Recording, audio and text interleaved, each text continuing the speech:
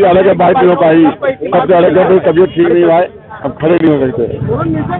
बिस्मिल्लाहिर्रहमानिर्रहीम।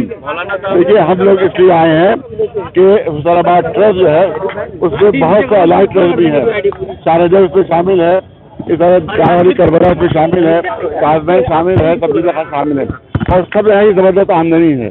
लेकिन किसी आमदनी का कोई भी ये हिसाब नहीं देते डीएम साहब और एडीएम और जो नीचे के अधिकारी हैं, और सब खा जाते हैं, पूरे पैसे खा रहे हैं, करोड़ों खा रहे हैं। क्योंकि आज से 15 साल पहले जब तालाबंदी की थी, पूरे महाभारत जब तालाबंदी की थी, तो एडीएम साहब जो हमारे पाठक थे उनका बयान आया था दैनिक जागरण में। दैनिक जागरण में बयान सुन लीजिए, दैनिक जागरण में बयान आया था एडीएम पाठक साहब का कि तालाबंदी से 5 लाख रुपए रोज का नुकसान हो रहा है। ये 15 साल पहले की बात है। अब हिसाब लगाइए कि 15 अगर वही जोड़ दिया जाए तो 18 करोड़ सालाना की आमदनी। ये कहाँ जा रहे हैं पैसे, किधर जा रहे हैं पैसे? ये सब अफसराना आपस में खा पी रहे हैं और अरबपति हो जाते हैं ये। इसलिए यहाँ बड़ी रिश्वतें देकर यहाँ आते हैं, यहाँ लखनऊ में बड़ी रिश्वतें देकर यहाँ पर अधिकारी बनते हैं, ताकि ये हुसैनाबाद की लालच में बनते हैं कि यहाँ आप ये दुकानें, यहाँ पर तकरीबन 200 दुकानें हैं, इसमें हर एक से रोजाना 2 से 2.5 लाख रुपए रोजाना वसूले जाते हैं, और ये सब फरार खाए जाते हैं। तो इसीलिए हमने यहाँ प्रोटेस्ट किया है।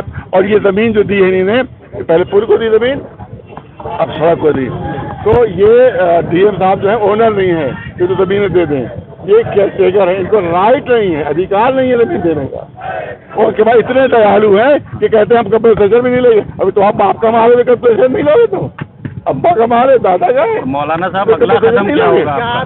देखिए, हम ये ना समझे कि आज के बाद समझे कि जुमे के बाद अगला जुमा आएगा, तो हम तो आज हमारी अंजुमनों की मीटिंग है, उसमें हम तय करेंगे कि अगर ये काम नहीं रोका गया तो हर रोज एक अंजुमन यहाँ पर। आज एडीएम साहब आए थे, आज जब आए थे, जो अधिकार नहीं आए थे, एडीएम आए थे, हमने उससे कहा ये बताइए आपने किस अधिकार से जमीन दी है? ये बहुत अच्छा काम है, चलो साहब बहुत अच्छा।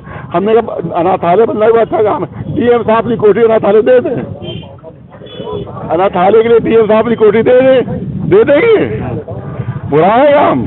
नहीं दे सकते क्योंकि उनको अथॉरिटी नहीं है। तो ये जमीन देने की भी अथॉरिटी उनको नहीं है।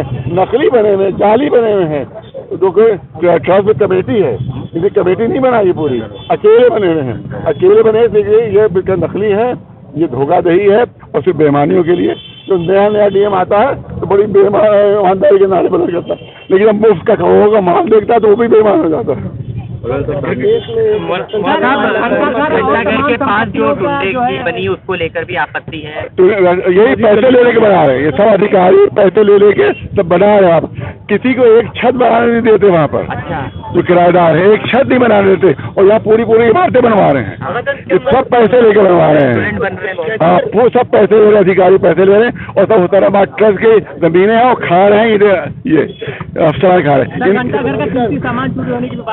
घंटाघर का बहुत पहले इसकी जो असली घड़ी थी वो चोरी हो चुकी है।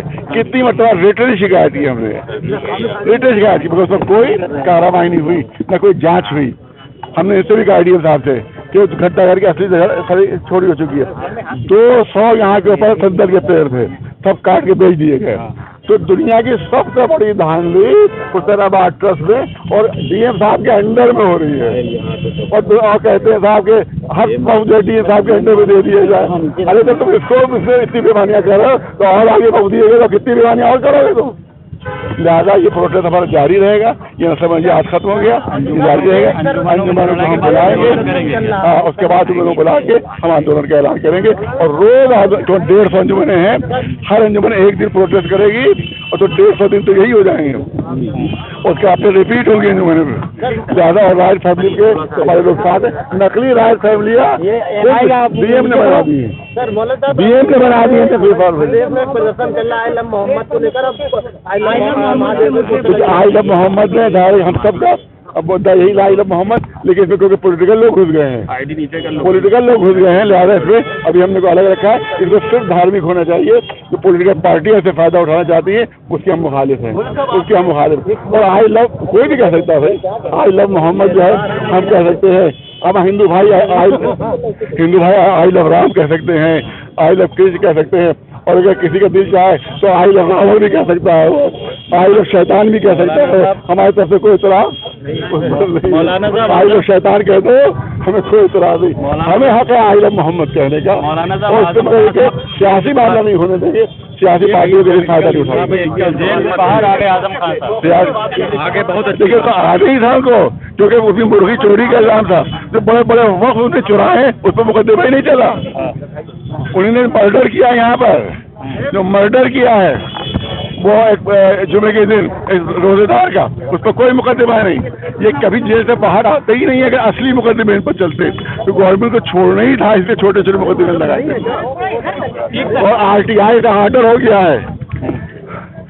ये देखिए हमारे मुतालिबात सुन लीजिए आप, जो हमने RTI में दी है। ये देखिए ये वो है कि प्रमाणित कापी है, ये प्रमाणित कापी के ऊपर देखा है यंग भारत उत्तर प्रदेश सूचना आयोग ये लिखा हुआ है, इसको देख लीजिए।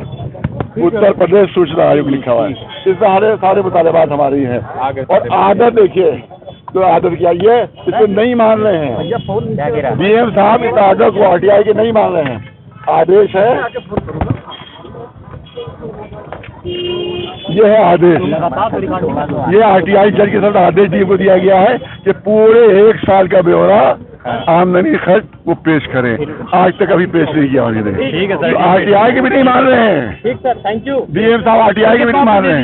इससे अंदाजा कीजिए कि कितना बड़ी धांधली कर रहे हैं, क्योंकि अगर हिसाब दे देंगे तो सारी चोरियां खुल जाएंगी। Thank you. बहुत बहुत शुक्रिया आप